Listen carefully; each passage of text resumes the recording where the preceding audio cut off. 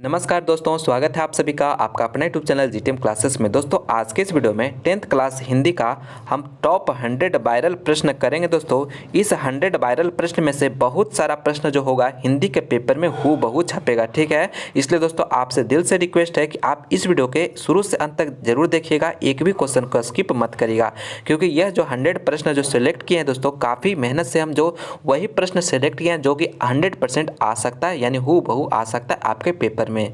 तो आपसे दिल से रिक्वेस्ट है अंत तक जरूर देखिएगा, एक भी क्वेश्चन स्किप मत करिएगा। और दोस्तों हिंदी का ऑब्जेक्टिव का या सब्जेक्टिव का वीडियो देखना चाहते हैं और दूसरा वीडियो, तो लिंक आपको डिस्क्रिप्शन में दिया है, वहां पर जाकर मेरा दूसरा वीडियो को भी देख सकते हैं।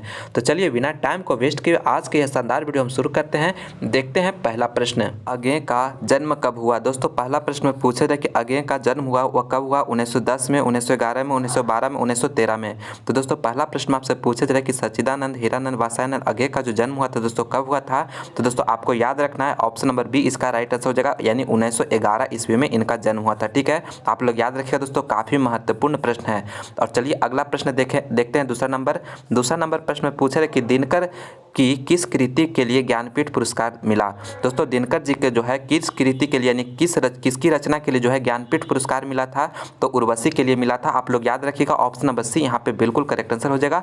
काफी महत्वपूर्ण ये भी प्रश्न है दोस्तों। चलिए अगला प्रश्न अब देखते हैं। तीसरा नंबर पूछा कि दही वाली मंगम्मा किस भाषा से अनुदित कहानी है। दही वाली मंगम्मा जो है वह किस भाषा से अनुदित कहानी है, तो वह जो है कन्नड़ भाषा से है। ऑप्शन नंबर ए यहाँ पे बिल्कुल करेक्ट आंसर हो जाएगा, आप लोग अच्छी तरह से याद रखिएगा। चलिए अगला प्रश्न देखते हैं। चौथा नंबर पूछे कि रामायण की रचना किस भाषा में है। दोस्तों रामायण की जो भाषा यानी कि रचना हुई वो किस भाषा में हुई है, तो वह संस्कृत भाषा में हुई। आपको याद रखना है ऑप्शन नंबर ए यहाँ पे बिल्कुल करेक्ट आंसर हो जाएगा। चलिए अगला प्रश्न देखते हैं। पांचवा नंबर पूछा कि बिस्मिल्लाह खां के साथ किस मुस्लिम पर्व का नाम जुड़ा हुआ है, यानी बिस्मिल्लाह खां का यानी कि बिस्मिल्लाह खां के साथ जो है किस मुस्लिम पर्व के नाम जुड़ा हुआ है, तो वह मुहर्रम से जुड़ा हुआ है। ऑप्शन नंबर डी यहाँ पे बिल्कुल करेक्ट आंसर हो जाएगा। आप लोग अच्छी तरह से याद रखिएगा, काफ़ी महत्वपूर्ण प्रश्न है, ठीक है। चलिए अगला प्रश्न देखते हैं। छठा नंबर प्रश्न में पूछा कि पंडित बिरजू महाराज का जन्म कब हुआ था। दोस्तों पंडित बिरजू महाराज का जो जन्म हुआ था दोस्तों वह कब हुआ था, तो वह 4 फरवरी 1938 ईस्वी में हुआ था। आप लोग याद रखिएगा ऑप्शन नंबर ए यहाँ पे बिल्कुल करेक्ट आंसर हो जाएगा। काफ़ी महत्वपूर्ण प्रश्न दोस्तों, अच्छी तरह से याद रखिएगा, ठीक है। चलिए आगे बढ़ते हैं। और दोस्तों अभी तक आप हमारे इस वीडियो को लाइक नहीं किए तो प्लीज़ आप इस वीडियो को लाइक कर दीजिए, अपने दोस्तों में इस वीडियो को ज़्यादा से ज़्यादा शेयर करिए दोस्तों। और आप हमारे यूट्यूब चैनल जीटीएम क्लासेस को अभी तक सब्सक्राइब नहीं किए तो प्लीज़ दोस्तों चैनल को सब्सक्राइब भी जरूर से जरूर कर लीजिए। अगला प्रश्न देखते हैं। 7वां नंबर पूछा कि लक्ष्मण कहाँ नौकरी करता था। तो दोस्तों लक्ष्मण जो है कहाँ नौकरी करता था, तो कलकत्ता में करता था। ऑप्शन नंबर सी यहाँ पे बिल्कुल करेक्ट आंसर हो जाएगा, ठीक है। आप लोग अच्छी तरह से याद रखिएगा। और दोस्तों जो भी प्रश्न यानी आएगा उसका आंसर आप लोग चैट में फटाफट करते चलिएगा, ठीक है। उस तरह से आपका रिविजन भी होता चलेगा फास्ट में, ठीक है। चलिए अब अगला प्रश्न देखते हैं। 8वां नंबर पूछा जा रहा है कि मंगू की बड़ी बहन का नाम क्या था। दोस्तों मंगू की बड़ी बहन का जो नाम था दोस्तों वह क्या था, तो कमू था। ऑप्शन नंबर डी यहाँ पे राइट आंसर हो जाएगा, कमू। चलिए अगला प्रश्न आप देखते हैं। 9वां नंबर पूछा जाए किस दिन सीता को लगा लाई सी बिल्कुल फीकी है, तो नाहर सिंह जी वाले दिन लगा, ठीक है। ऑप्शन नंबर ए इसका बिल्कुल करेक्ट आंसर। काफी महत्वपूर्ण प्रश्न है, अच्छी तरह से याद रखिएगा।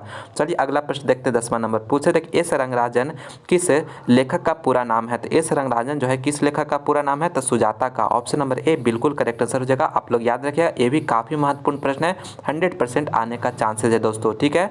चलिए अगला प्रश्न देखिए। 11 नंबर पूछे कि अमरुद्दीन नाम किसका था। अमरुद्दीन जो नाम था वो किसका था, तो वह बिस्मिल्लाह खां का था, ठीक है। आप लोग याद रखिएगा ऑप्शन नंबर बी बिल्कुल करेक्ट आंसर हो जाएगा। आप लोग अच्छी तरह से याद रखिएगा। चलिए अगला प्रश्न देखिए। 12 नंबर प्रश्न में पूछा जा रहा है कि गांधी जी के अनुसार शिक्षा सहायक होती है। बाबू आपको बताना है कि गांधी जी के अनुसार जो है शिक्षा सहायक होती है, तो वह शरीर, बुद्धि और आत्मा के विकास में। ऑप्शन नंबर सी यहाँ पे राइट आंसर हो जाएगा, ठीक है। आप लोग अच्छी तरह से याद रखिएगा बाबू, ठीक है। चलिए अगला प्रश्न देखते हैं। 13 नंबर पूछा जा रहा है कि नलिन बिलोचन शर्मा द्वारा लिखित कहानी निम्न में से कौन है, यानी नलिन बिलोचन शर्मा द्वारा लिखी गई कहानी जो है निम्न में से कौन है, तो देखिए इसका राइट आंसर हो जाएगा वह 20 के दांत, ठीक है। आप लोग याद रखिएगा ऑप्शन नंबर सी बिल्कुल करेक्ट आंसर हो जाएगा।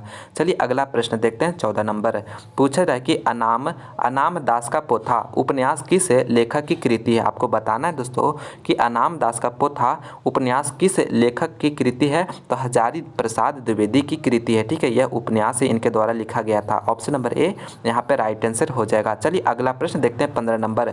पूछे जाए कि प्रेम ऐनी श्री राधिका शीर्षक कविता में कवि माली मालिनी किसे कहा है? तो यह राधा कृष्ण को कहा है। ऑप्शन नंबर सी यहाँ पे राइट आंसर हो जाएगा। आप लोग अच्छी तरह से याद रखिए, काफ़ी महत्वपूर्ण प्रश्न ये। चलिए अगला प्रश्न देखते हैं 16 नंबर। पूछे गुरु नानक किस मार्ग के कवि हैं? ये प्रश्न तो 100% छपेगा दोस्तों, आप लोग याद रखिएगा। गुरु नानक किस मार्ग के कवि हैं? तो यह निर्गुण भक्ति मार्ग के कवि हैं। ऑप्शन नंबर बी यहाँ पे राइट आंसर हो जाएगा। चलिए अगला प्रश्न देखते हैं 17 नंबर। पूछा कि मिस्टर कैसा शब्द है? तत्सम है, विदेशज है, तद्भव है या देशज है? तो मिस्टर जो है दोस्तों यह विदेशज शब्द है, ठीक है, विदेशज शब्द, या ऑप्शन नंबर बी यहाँ पे राइट आंसर हो जाएगा। चलिए अगला प्रश्न देखते हैं 18 नंबर। पूछा जाए कि मेरे बिना तुम प्रभु पाठ के लेखक हैं। मेरे बिना तुम प्रभु पाठ जो है उसका लेखक कौन है? तो रेनर मारिया रिल्के हैं। ऑप्शन नंबर डी यहाँ पे राइट आंसर हो जाएगा, रेनर मारिया रिल्के, ठीक है। आप लोग अच्छी तरह से याद रखिएगा, काफ़ी महत्वपूर्ण प्रश्न है। चलिए अगला प्रश्न देखते हैं 19 नंबर। पूछे कि भारत में बेरोजगारी का मुख्य कारण है। भारत में बेरोजगारी का जो मुख्य कारण है वो क्या है? तो वह जाति प्रथा है। ऑप्शन नंबर ए यहाँ पे राइट आंसर हो जाएगा। चलिए अगला प्रश्न देखते हैं 20वां नंबर। पूछे जाए कि घनानंद कवि हैं। घनानंद जो हैं कवि हैं रीति मुक्त कवि हैं, ठीक है। आप लोग याद रखिएगा, ऑप्शन नंबर ए बिल्कुल करेक्ट आंसर है, ठीक है। घनानंद जो कवि हैं रीति मुक्त कवि हैं। ऑप्शन नंबर ए करेक्ट है। देखिए अगला प्रश्न में कहा जा रहा है कि नदी के द्वीप किस कवि की रचना है? ये प्रश्न जो है दोस्तों काफ़ी महत्वपूर्ण प्रश्न है, आप लोग याद रखिएगा। नदी के द्वीप जो है किसकी रचना, किस कवि की रचना है? तो सच्चिदानंद, हीरानंद, वात्स्यानंद अज्ञे की है। ऑप्शन नंबर डी यहाँ पे बिल्कुल करेक्ट आंसर हो जाएगा, ठीक है। अच्छी तरह से याद रखिएगा, काफ़ी महत्वपूर्ण प्रश्न है दोस्तों। चलिए अगला प्रश्न देखिए 22 नंबर प्रश्न। पूछे काला पानी किसका लोकप्रिय उपन्यास है? यानी काला पानी जो है किसका लोकप्रिय उपन्यास है? तो आप लोग याद रखिएगा, ईश्वर पेटलिकर का उपन्यास है। ऑप्शन नंबर डी बिल्कुल करेक्ट आंसर है। ये भी काफी महत्वपूर्ण प्रश्न है, अच्छी तरह से याद रखिए। ऑप्शन नंबर डी बिल्कुल करेक्ट है। अगला प्रश्न देखिए 23 नंबर में पूछा जा रहा है कि अंदर किसी को देखने के नियम नहीं है, यह किसने कहा? तो यह जो है मेट्रन ने कहा। अस्पताल का जो मेट्रन था वह बोला था, ठीक है ना, मंगू की माँ को। तो ऑप्शन नंबर ए यहाँ पे राइट आंसर हो जाएगा, मेट्रन। चलिए अगला प्रश्न देखते हैं 24 नंबर। 24 नंबर प्रश्न में पूछे रहे कि निम्नलिखित शब्दों में कौन शब्द शुद्ध है? आपको बताना है कि जो भी ये शब्द लिखा हुआ इसमें कौन जो है शुद्ध लिखा हुआ है, ठीक है।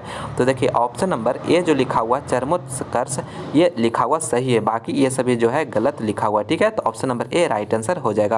चलिए अगला प्रश्न, जो भी आंसर आप लोग जानते हो फटाफट आंसर आप लोग कमेंट करते चलिएगा। देखिए अगला प्रश्न 25 नंबर में पूछा कि बिस्मिल्लाह खां का जन्म हुआ था। तो बताना है आपको बाबू कि बिस्मिल्लाह खां का जो जन्म हुआ था वह कहाँ हुआ था? तो वह डुमराव बिहार में हुआ था। आप लोग याद रखिएगा, ऑप्शन नंबर डी यहाँ पे बिल्कुल करेक्ट आंसर हो जाएगा। बिस्मिल्लाह खां जो थे वह शहनाई के प्रमुख कलाकार थे, ठीक है। तो आप लोग याद रखिएगा, डुमराव बिहार में हुआ था, शहनाई वादक थे। चलिए अगला प्रश्न 26 नंबर पूछा जाए कि मंगू को भर्ती करने के लिए माँ ने किसे पत्र लिखकर बुलाया? तो बड़े पुत्र को बुलाया था, ठीक है, मंगू ने। यानी मंगू जो है भर्ती कराने के लिए, यानी मंगू को भर्ती कराने के लिए उनकी जो माँ थी मंगू के, वो किसे बुलाया? तो बड़े भाई को बुलाया। Option number A right answer हो जाएगा, पत्र लिखकर बुलाया था। चलिए अगला प्रश्न मेरा 27 नंबर में पूछा जा रहा है कि सीता के बेटों ने सीता को कितने रुपये माहवारी खर्च देने का निर्णय लिया? तो 50 रुपया दिया बोला था, ठीक है ना। यानी कि सीता का जो बेटा था वो सीता को 50 रुपया महीना देने के लिए कहा था, ठीक है, निर्णय लिया था। तो ऑप्शन नंबर ए यहाँ पे राइट आंसर हो जाएगा। अगला प्रश्न देखिए मेरा 28 नंबर पूछा कि बहादुर को कितने रुपये की चोरी का इल्जाम लगा था? 11 रुपये का लगा था दोस्तों। आप लोग याद रखिएगा, ऑप्शन नंबर बी यहाँ पे बिल्कुल करेक्ट आंसर हो जाएगा, ठीक है। 11 रुपये का लगा था चोरी का इल्जाम बहादुर पर। चलिए अगला प्रश्न देखते हैं 29 नंबर पूछे कि नाखून हमारी खाली स्थान के अवशेष हैं। तो नाखून जो है हमारी पशुता के अवशेष हैं, ठीक है, पशुता का। ऑप्शन नंबर सी यहाँ पे राइट आंसर हो जाएगा, आप लोग याद रखिएगा। चलिए अगला प्रश्न मेरा 30 नंबर पूछा कि निम्न में से कौन कविता नहीं है? बताना है दोस्तों कि कौन जो है इनमें से कविता नहीं। अक्षर ज्ञान कविता है, स्वदेशी कविता है, हमारी नींद भी कविता है, लेकिन शिक्षा एवं संस्कृति जो है यह कविता नहीं है, ठीक है। आप लोग याद रखिएगा, ऑप्शन नंबर डी यहाँ पे राइट आंसर हो जाएगा, ठीक है। शिक्षा और संस्कृति का जो राइटर है कौन है? तो महात्मा गांधी, इसे भी आप याद रखिएगा। चलिए अगला प्रश्न देखते हैं 31 नंबर पूछा कि गुरु नानक की मृत्यु कब हुई। गुरु नानक की जो मृत्यु हुई थी दोस्तों वह कब हुई थी, तो वह 1539 ईस्वी में हुआ था। ऑप्शन नंबर सी बिल्कुल करेक्ट आंसर हो जाएगा। आप लोग अच्छी तरह से इसे याद रखिएगा। और वाहे गुरु करते हुए इनका मृत्यु हुआ था, ठीक है, वाहे गुरु कहते हुए इनका मृत्यु हुआ था। Option number C correct answer हो जाएगा। अगला प्रश्न देखिए 32 नंबर पूछा कि कौन सी कृति रस खान की है। आपको बताना है मेरे प्यारे बाबू कि कौन सी कृति जो है वह रस खान की है। तो वह देखिए ऑप्शन नंबर ए में दे रहा है सुजान, रस खान, बी में दे रहा है प्रेम वाटिका, सी में दे उपरयुक्त दोनों और डी में इनमें से कोई नहीं। तो देखिए सुजान, रस खान और प्रेम वाटिका दोनों लिखा हुआ है, ठीक है, इन्हीं के द्वारा। तो ऑप्शन नंबर सी हो जाएगा ना, उपरयुक्त दोनों। तो option number C correct answer हो जाएगा, ठीक है। आप लोग अच्छी तरह से याद रखिएगा। और दोस्तों अगर आप मेरा हिंदी का और भी दूसरे वीडियो देखना चाहते हैं, ऑब्जेक्टिव का, सब्जेक्टिव का, तो लिंक आपको डिस्क्रिप्शन में दिया हुआ है, वहाँ पर जाकर देख सकते हैं। नहीं तो दोस्तों चैनल के प्लेलिस्ट भी बना हुआ, वहाँ पे भी जाकर देख सकते हैं। उसमें वही प्रश्न करवाया गया है जो कि 100% आने का चांसेस है परीक्षा में। तो आप लोग जाकर उसे भी जरूर से जरूर देखिएगा, ठीक है। चलिए अगला प्रश्न देखते हैं। पूछा जाए कि मंगम्मा क्या बेचती थी। मंगम्मा जो है वह क्या बेचती थी। तो ये तो काफ़ी आसान सवाल है, आप लोग आंसर जानते होंगे। Option number B right answer है। अगला प्रश्न देखिए मेरा 34 नंबर पूछा जाए कि ढहते विश्वास कहानी में किस राज्य को बाढ़ एवं सूखा प्रभावित दिखाया गया है। तो यह उड़ीसा को दिखाया गया है। Option number C right answer हो जाएगा। आप लोग याद रखिएगा, उड़ीसा को दिखाया गया है। अगला प्रश्न मेरा 35 नंबर पूछा कि मंगू किस कहानी की पात्र है। दोस्तों मंगू जो है किस कहानी की पात्र है। दही वाली मंगम्मा, नगर, ढहते विश्वास, माँ। तो माँ कहानी की पात्र है दोस्तों, आप लोग याद रखिएगा। 35 नंबर का डी ऑप्शन यहाँ पे बिल्कुल करेक्ट आंसर हो जाएगा। चलिए अगला प्रश्न देखते हैं 36 नंबर पूछा जा रहा है कि पपाती किस रोग से ग्रसित थी। पपाती जो थी वह किस रोग से ग्रसित थी। तो मेनिनजाइटिस से थी। ऑप्शन नंबर बी यहाँ पे राइट आंसर हो जाएगा। आप लोग अच्छी तरह से याद रखिएगा। और पपाती का उम्र कितना था दोस्तों, तो आप लोग याद रखिएगा लगभग यानी 12 वर्ष था, ठीक है, इसे भी आप याद रखिएगा। अगला प्रश्न देखिए 37 नंबर पूछा है कि बंधन शब्द का विलोम होगा। बंधन शब्द का विलोम क्या होगा, तो वह मुक्ति होगा। आप लोग याद रखिएगा। Option number A right answer हो जाएगा। बंधन का विलोम यानी उल्टा बताना है तो मुक्ति हो जाएगा। अगला प्रश्न देखिए 38 नंबर पूछे अक्ल पर पत्थर पड़ना मुहावरे का सही अर्थ क्या होगा। तो देखिए अक्ल पर पत्थर पड़ना मुहावरे का जो सही अर्थ होगा वह बुद्धि भ्रष्ट होना। ऑप्शन नंबर डी यहाँ पे राइट आंसर हो जाएगा। आप लोग अच्छी तरह से याद रखिएगा। वीडियो के लास्ट तक जरूर बने रहेगा दोस्तों। इसमें टॉप 100 VVI वायरल प्रश्न करवाए हैं, जिसमें से बहुत सारा प्रश्न दम हूबहू छपेगा आपके हिंदी का एग्जाम में, ठीक है। इसलिए आप लोग वीडियो के लास्ट तक बने रहिएगा, एक भी क्वेश्चन स्किप मत करिएगा। और दोस्तों फटाफट आप लोग कमेंट बहुत अच्छा करते जा रहे हैं, इसी प्रकार और भी अंत तक बने रहिए और कमेंट अपना आंसर जल्दी जल्दी करते चलिए। 39 नंबर प्रश्न में देखिए पूछे वर्ण कितने प्रकार के होते हैं। काफी महत्वपूर्ण प्रश्न है। वर्ण जो होता है 2 प्रकार के होते हैं। Option number A right answer हो जाएगा, स्वर वर्ण और व्यंजन वर्ण। अगला प्रश्न 40 नंबर पूछा जाए कि स तलाबे स वर्ण का उच्चारण स्थान है। देखिए तलाबे स यानी तालु आ रहा है, तो ऑप्शन नंबर सी इसको क्या बोलते हैं, तालु, तलबे स बोलते हैं। तो option number C right answer हो जाएगा, तालु हो जाएगा। अगला प्रश्न देखिए 41 नंबर पूछा है कि सूरदास शब्द कौन सी संज्ञा है। सूरदास जो है शब्द कौन सी संज्ञा है, तो यह व्यक्तिवाचक संज्ञा। आप लोग याद रखिएगा। Option number A right answer हो जाएगा। यानी सूरदास किसी का नाम है ना, नाम का बोध हो रहा है, ऐसा शब्द जिससे किसी का नाम का बोध हो या स्थान का बोध हो तो उसको क्या बोलते हैं, सूरदास। यानी कि सूरदास जो है यानी व्यक्ति का किसी का नाम है, तो इसलिए व्यक्तिवाचक संज्ञा हो जाएगा, ठीक है। जिससे किसी जाति का बोध होगा तो जातिवाचक हो जाएगा। भाव का जिससे बोध हो जाएगा वैसा शब्द जिससे किसी का भाव का बोध हो तो भाववाचक हो जाएगा। समूहवाचक यानी जिससे समूह का बोध हो तो समूहवाचक हो जाएगा। दोस्तों आपका जितना भी हिंदी यानी कि हिंदी में जो प्रश्न पूछा हुआ है क्वेश्चन बैंक में व्याकरण से, टोटल आपको एक वीडियो में हम बनाकर आपको इस चैनल पे अपलोड किए हुए वीडियो को अगर नहीं देखें दोस्तों तो लिंक आपको डिस्क्रिप्शन में दिया हुआ है, जाकर देख लीजिए। उसमें जितना भी आपको हिंदी व्याकरण से प्रश्न पूछा हुआ है टोटल आपको 1 लाइनर की तरह दिया हुआ है, बस 1 से 2 बार पढ़ना है, उसे अच्छी तरह से सभी याद हो जाएगा। और जानते हैं दोस्तों कि प्रीवियस ईयर से बहुत सारा प्रश्न उठाता है आपके एग्जाम में, तो आप लोग उसे जरूर से जरूर याद कर लीजिए। अगला प्रश्न देखिए 42 नंबर पूछे निराला की साहित्य साधना की रचनाकार हैं। तो देखिए 42 नंबर का जो राइट आंसर हो जाएगा वह रामविलास शर्मा हो जाएगा, ठीक है।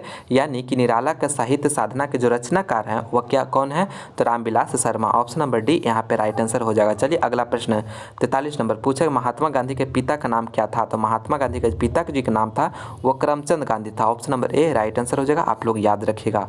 अगला प्रश्न 44 नंबर पूछा अमरकांत लिखित कहानी का नाम है। अमरकांत लिखित कहानी का जो नाम है वह क्या है, तो वह बहादुर है। यानी बहादुर चैप्टर जो है दोस्तों ये वो जो कौन लिखे हैं, तो अमरकांत सूर्यकांत ने लिखे हैं। Option number D right answer हो जाएगा। अगला प्रश्न देखिए 45 नंबर पूछा है कि निह उपसर्ग के योग से बना शब्द है। निह उपसर्ग योग से बना हुआ शब्द जो है वो क्या है, तो निःशुल्क है। Option number D right answer हो जाएगा। यानी निह उपसर्ग से जो योग से बना हुआ शब्द कौन है, निःशुल्क है। उपसर्ग जो होता है दोस्तों शब्द के पहले लगा हुआ रहता है, प्रत्यय जो है शब्द के अंत में लगा हुआ रहता है। दोनों अच्छी तरह से याद रखना है, कंफ्यूज नहीं होना है। अगला प्रश्न 46 नंबर पूछा जा रहा है कि निम्न में से नरक शब्द का विशेषण है कौन है। नरक का विशेषण कौन है, तो नारकीय हो जाएगा। Option number B right answer हो जाएगा। चलिए अगला प्रश्न 47 नंबर पूछा कि निम्न में से कमल शब्द का पर्यायवाची कौन है। कमल शब्द का जो पर्यायवाची शब्द होगा वह कौन होगा, सुमा होगा, लोचन होगा, जलज होगा, देवारी होगा, तो जलज होता है। ठीक है, कमल का जो यानी शब्द का पर्यायवाची जो होगा वह जलज होगा। Option number C right answer हो जाएगा। और लोचन जो होता है दोस्तों नेत्र का होता है यानी आँख का होता है, इसे भी आप लोग याद रखिएगा। चलिए अगला प्रश्न 48 नंबर पूछा कि नौबत खाने में इबादत साहित्य में कौन सी विधा है। तो यह नौबत खाने में इबादत जो है साहित्य की कौन सी विधा है, तो आप लोग याद रखिएगा यह व्यक्ति चित्र है। ठीक है ना, व्यक्ति चित्र। Option number C right answer हो जाएगा। आप लोग अच्छी तरह से इसे याद रखिएगा। अगला प्रश्न 49 नंबर पूछा कि प्रेमघन अपना आदर्श किसे मानते थे। प्रेमघन जो थे वो कवि प्रेमघन जो थे वह अपना आदर्श किसे मानते थे, तब भारतेंदु हरिश्चंद्र को मानते थे। ऑप्शन नंबर डी बिल्कुल करेक्ट आंसर है। काफ़ी महत्वपूर्ण प्रश्न है, अच्छी तरह से याद रखिएगा। अगला प्रश्न देखिए 50 नंबर पूछा कि हिरोशिमा कविता किसका चित्रण करती है। तो हिरोशिमा कविता जो है जो अगे के द्वारा लिखा हुआ है वह आधुनिक सभ्यता की दुर्दशा मानवीय विभीषिका को प्रदर्शित करता है यानी चित्रण करता है। तो option number D right answer हो जाएगा। ठीक है, आप लोग याद रखिएगा डी ऑप्शन का करेक्ट है। अगला प्रश्न मेरा देखिए 51 नंबर पूछा है कि धर्मात्मा का संधि विच्छेद होगा। काफी महत्वपूर्ण प्रश्न है दोस्तों, अच्छी तरह से याद रखिएगा। धर्मात्मा का संधि विच्छेद क्या हो जाएगा, तो धर्म जोड़ आत्मा हो जाएगा। ठीक है, आप लोग याद रखिएगा। ऑप्शन नंबर डी यहाँ पे राइट आंसर हो जाएगा। चलिए अगला प्रश्न देखते हैं 52 नंबर पूछा कि जापान पर परमाणु बम गिराया था। जापान पर जो परमाणु बम गिराया था वह कौन गिराया था, तो वह जो गिराया था दोस्तों अमेरिका ने गिराया था। Option number B right answer हो जाएगा। ठीक है, आप लोग याद रखिएगा। Option number B correct answer है। एक प्रश्न यहाँ से पूछा जाता है कि हिरोशिमा कहाँ है, यानी बम जो गिरा था हिरोशिमा कहाँ है, तो वह जापान में है दोस्तों, आप लोग याद रखिएगा। ठीक है, चलिए अगला प्रश्न देखते हैं 53 नंबर पूछा था कि सीता को अपने ही घर में कैसा महसूस होता था, तो घुटन महसूस होता था दोस्तों। Option number A right answer हो जाएगा, घुटन महसूस होता है। अगला प्रश्न मेरा 54 नंबर पूछा कि लेखक के रिश्तेदार ने बहादुर पर क्या आरोप लगाया था। तो लेखक के जो रिश्तेदार था वो बहादुर पर क्या आरोप लगाया था मेरे प्यारे बाबू, तो वह पैसा चुराने का लगाया था। Option number A right answer हो जाएगा कि बहादुर ने हमारा 11 रुपया चुरा लिया है। ठीक है, यही रिश्तेदार जो था वह यानी बहादुर पर आरोप लगाया था। तो आप लोग याद रखिएगा, 11 रुपया भी याद रखिएगा, ये भी एग्जाम में पूछता है। चलिए अगला प्रश्न देखते हैं 55 नंबर प्रश्न में पूछा है कि स्वेच्छा सेवक दल का गठन किसने किया। तो स्वेच्छा सेवक दल का जो है गठन किसने किया था, तो गुण निधि ने किया था। ऑप्शन नंबर ए यहाँ पे राइट आंसर हो जाएगा। आप लोग अच्छी तरह से याद रखिएगा। चलिए अगला प्रश्न देखते हैं 56 नंबर प्रश्न में पूछा था कि लक्ष्मी के बड़े लड़के का नाम क्या था। लक्ष्मी के जो बड़े लड़के का नाम था दोस्तों वो क्या था, तो अच्युत था। Option number D right answer हो जाएगा। चलिए अगला प्रश्न देखते हैं 57 नंबर पूछा कि सुरेंद्र का संधि विच्छेद होगा। सुरेंद्र का जो संधि विच्छेद होगा दोस्तों वह क्या होगा, तो सूर प्लस इंद्र होगा। ठीक है, सूर प्लस इंद्र। तो option number A right answer हो जाएगा। आप लोग अच्छी तरह से याद रखिए, काफी वीवीआई प्रश्न आने का चांसेस है इस प्रश्न का। और दोस्तों अभी तक आप हमारे इस वीडियो को लाइक नहीं किए हैं तो प्लीज़ आप इस वीडियो को लाइक कर दीजिए, अपने दोस्तों में इस वीडियो को ज़्यादा से ज़्यादा शेयर करिएगा। और आप हमारे यूट्यूब चैनल जीटीएम क्लासेस को अभी तक सब्सक्राइब नहीं किए दोस्तों, तो प्लीज़ चैनल को सब्सक्राइब भी जरूर से जरूर कर लीजिएगा। इस वीडियो में आप लोग लास्ट तक बने रहिएगा, इसमें आपको टॉप 100 वायरल प्रश्न करवाएं, जिसमें से बहुत सारा प्रश्न आपको जो हिंदी का एग्जाम होना है उसमें 100% आएगा दोस्तों। ठीक है, तो आप लोग वीडियो को लास्ट तक बने रहेगा, सभी प्रश्नों को इसमें जो करवाएं अच्छी तरह से याद कर लीजिएगा। 58 नंबर प्रश्न में पूछे रहे कि स्वर की सहायता से बोला जाने वाला वर्ण कहलाता है, यानी स्वर की जिसमें सहायता लिया जाता है तो उसको कौन वर्ण कहा जाता है, तो व्यंजन वर्ण कहते हैं। ऑप्शन नंबर बी यहाँ पे राइट आंसर हो जाएगा। अगला प्रश्न मेरा 59 नंबर पूछे कि कौन सा शब्द स्त्रीलिंग है। आपको बताना है दोस्तों कि कौन सा शब्द जो है स्त्रीलिंग है। होश, इज्जत, नायक, फूल। तो इज्जत जो है स्त्रीलिंग शब्द है, तो ऑप्शन नंबर बी यहाँ पे राइट आंसर हो जाएगा, आप लोग याद रखिएगा। अगला प्रश्न मेरा 60 नंबर पूछा कि शत्रु शब्द का विलोम है, शत्रु का जो विलोम होगा दोस्तों वो क्या होगा, तो मित्र हो जाएगा, ऑप्शन नंबर बी ये राइट आंसर हो जाएगा।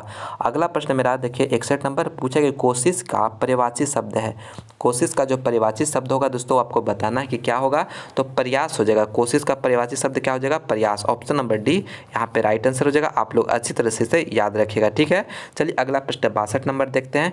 62 नंबर प्रश्न में पूछे कि तत्पुरुष समास का उदाहरण नहीं, आपको बताना है कि तत्पुरुष समास का उदाहरण नहीं है। तो देखिए राजपुत्र, पवनपुत्र, वनवास और चौराहा, तो चौराहा जो है दोस्तों तत्पुरुष समास का उदाहरण नहीं है, यह जो है द्विगु समास का उदाहरण है, आप लोग याद रखिएगा, डी ऑप्शन यहाँ पे राइट आंसर हो जाएगा।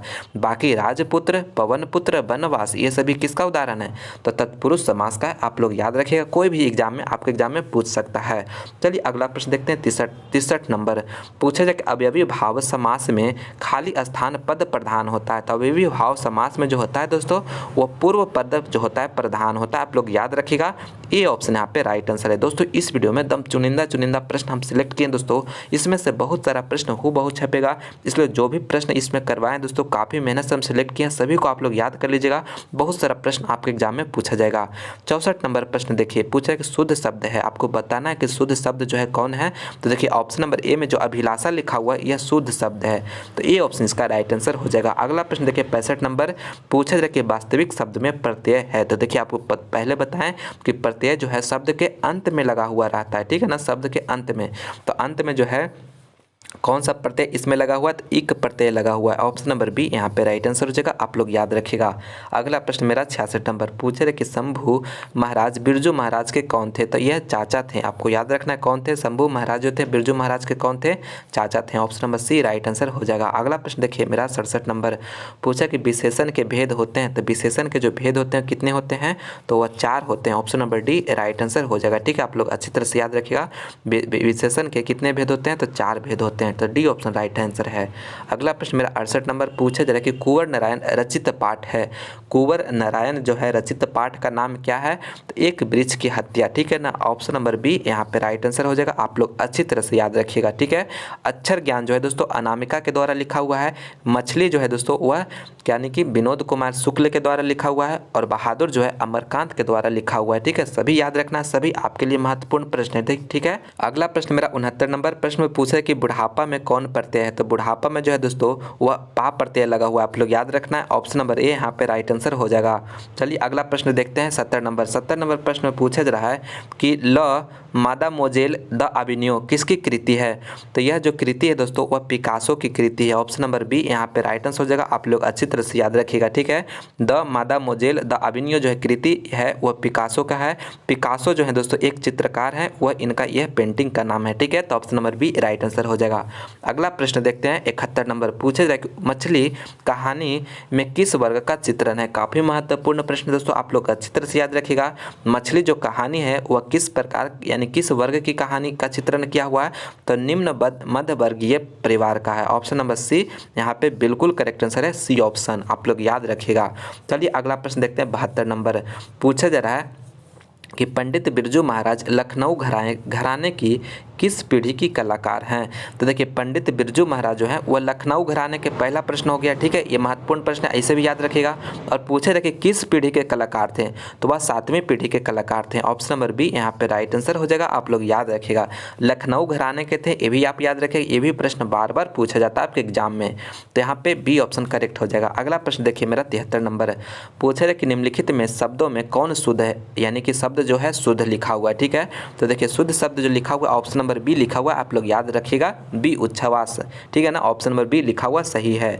अगला प्रश्न मेरा 74 नंबर पूछा जा रहा है कि रसूलनबाई थी, रसूलनबाई जो थी वो क्या थी, नर्तकी थी, गायिका थी, कवित्री थी या लेखिका थी, तो गायिका थी, ठीक है, आप लोग याद रखिएगा, ऑप्शन नंबर बी यहाँ पे राइट आंसर हो जाएगा।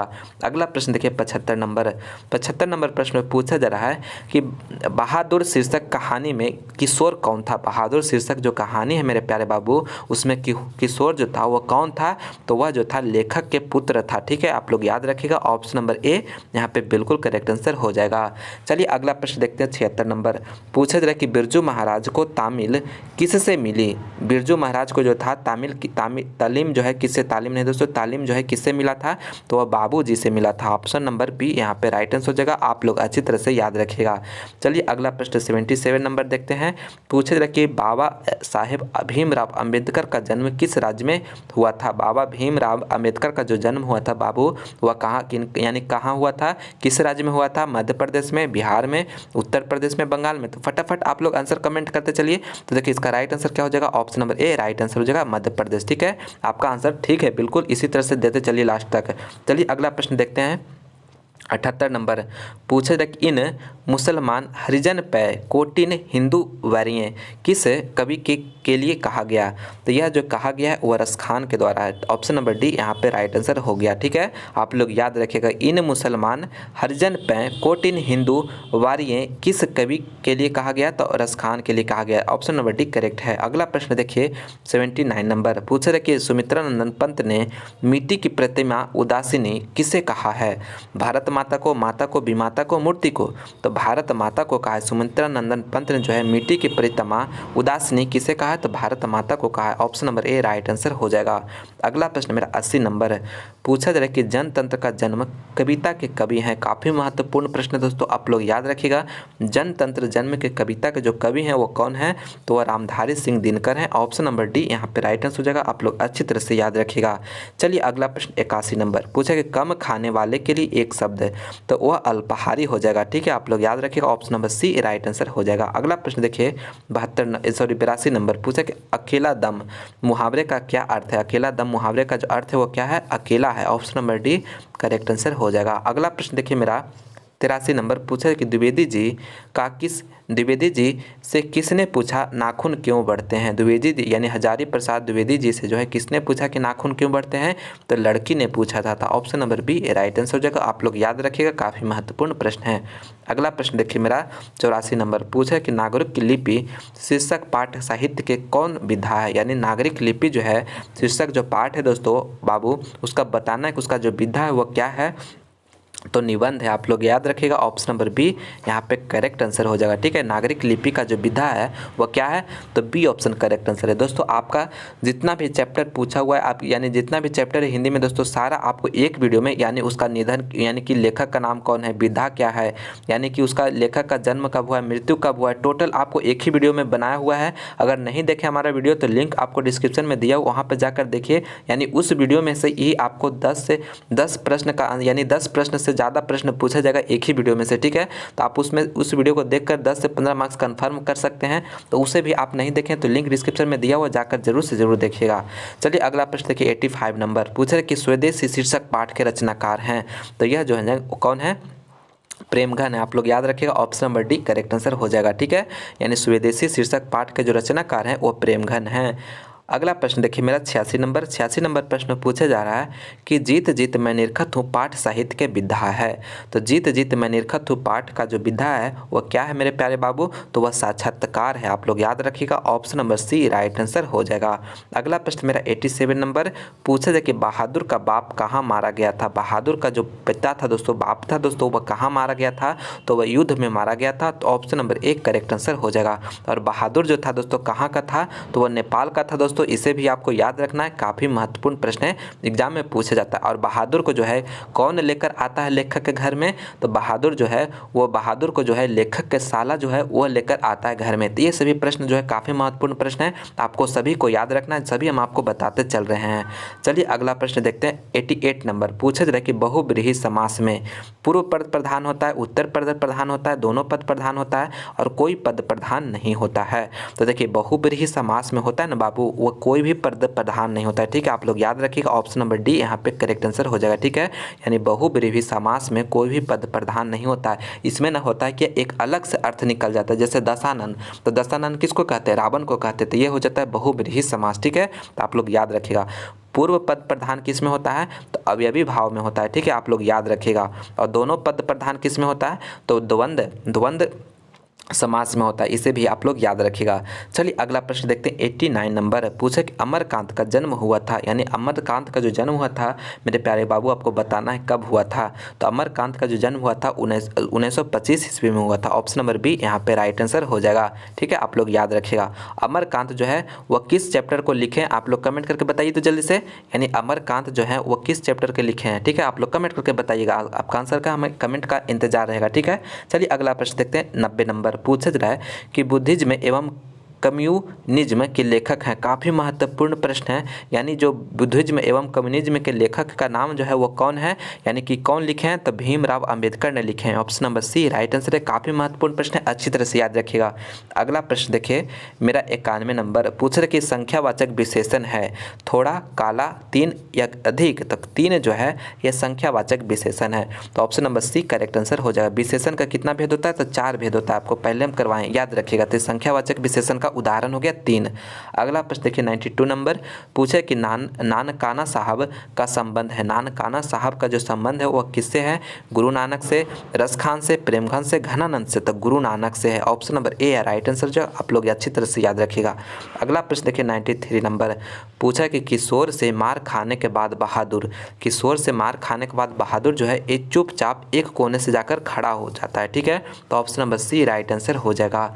अगला प्रश्न देखिए मेरा 94 नंबर पूछे कि कथक नृत्य का पर्याय माने जाते हैं। कथक नृत्य का पर्याय माने जाते हैं तो पंडित बिरजू महाराज माने जाते हैं। ऑप्शन नंबर बी यहाँ पे बिल्कुल करेक्ट आंसर हो जाएगा। ठीक है, चलिए अगला प्रश्न देखते हैं 95 नंबर पूछे कि भाववाचक संज्ञा का उदाहरण नहीं है। देखिए नहीं है दिखा हुआ है दोस्तों, ठीक है ना, फटाक आप जल्दीबाजी मत करिएगा, पूरा अच्छे तरह से क्वेश्चन देख लीजिएगा। पूछा है नहीं है, ठीक है ना, तो भलाई, राम, सुंदरता, अच्छा। तो राम जो है यह भाववाचक संज्ञा का उदाहरण नहीं है, यह जो है व्यक्तिवाचक संज्ञा का उदाहरण है। बाकी भलाई हो गया, सुंदरता हो गया, अच्छा हो गया, सभी क्या है भाववाचक संज्ञा का उदाहरण है। तो इसलिए मेरा बी ऑप्शन इसका राइट आंसर हो जाएगा।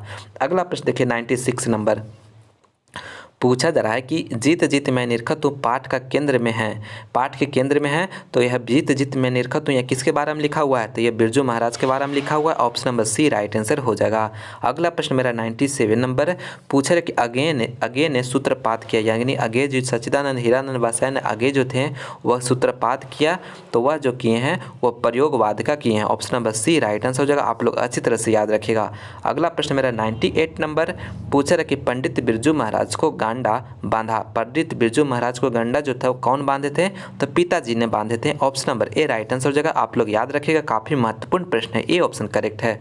अगला प्रश्न मेरा 99 नंबर पूछा जा रहा है कि राजदूत में है, राजदूत में तत्पुरुष समास, यानी बताना कि राजदूत जो है कौन समास है, तत्पुरुष, अवयवी भाव, कर्मधारय, द्वंद्व। तो देखिए राजदूत जो है यानी राजा के दूत, तो यानी कि इसमें यानी कारक आ रहा है, तो कारक जब आता है तो क्या हो जाता है, तत्पुरुष समास हो जाता है। Option number A right answer हो जाएगा। ठीक है, तो ए ऑप्शन करेक्ट हो जाएगा। देखिए एक प्रश्न आपसे हम पूछ रहे हैं दोस्तों, आप लोग आंसर कमेंट करके बताइएगा। ठीक है, प्रतिदिन जो है कौन समास है, प्रतिदिन जो है कौन समास है, जल्दी से इसका आंसर छापिए कमेंट बॉक्स में। ठीक है, आपका कमेंट का इंतजार रहेगा। प्रतिदिन जो है कौन समास है, आप लोग आंसर बताइएगा। अगला प्रश्न आप देखते हैं 100वां नंबर पूछा कि अभिनयो खाली स्थान नदी के किनारे अवस्थित है। तो अभिनयो जो है यह रोन नदी के किनारे अवस्थित है, तो option number B right answer हो जाएगा। तो फाइनली दोस्तों आप लोग इस वीडियो में टॉप 100 वायरल प्रश्न देखे हैं, और यह 100 वायरल प्रश्न जो हम करवाएं दोस्तों एकदम काफ़ी चुनिंदा प्रश्न है। हूबहू प्रश्न इसमें से आएगा आपका फाइनल बोर्ड परीक्षा में। इसलिए दोस्तों जो भी प्रश्न करवाएं उसको काफ़ी अच्छे तरह से 1 से 2 बार देखकर अच्छी तरह से याद कर लीजिए, क्योंकि सारा प्रश्न जो करवाएं इसमें सारा महत्वपूर्ण है आपके परीक्षा के लिए। ठीक है, तो चलिए इस वीडियो में आज के इतना ही प्रश्न था। ठीक है, अब मैं उम्मीद करता हूँ कि यह वीडियो आपको पसंद आया होगा, तो प्लीज़ आप इस वीडियो को लाइक करें, अपने दोस्तों में इस वीडियो को ज़्यादा से ज़्यादा शेयर करें, और आप हमारे यूट्यूब चैनल जीटीएम क्लासेस को अभी तक सब्सक्राइब नहीं किए हैं तो प्लीज़ चैनल को सब्सक्राइब करके बेल आइकन भी प्रेस कर लीजिए, ताकि आने वाले वीडियो का नोटिफिकेशन आप लोगों को सबसे पहले मिले। मिलते हैं हम अगले वीडियो में। इस वीडियो को देखने के लिए बहुत बहुत धन्यवाद।